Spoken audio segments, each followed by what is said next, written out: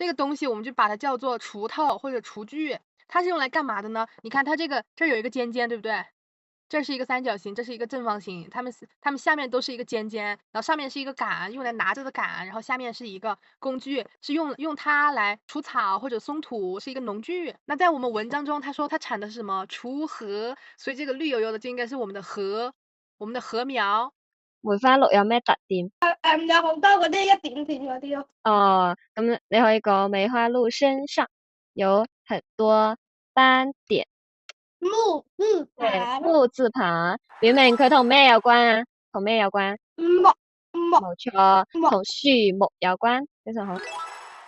咁我哋嘅梅花鹿嘅梅，梅花嘅梅，佢右邊呢個係咩字嚟㗎？咁呢個係每天嘅每，我每天喺度做咩嘢啊？呢個係每天嘅每。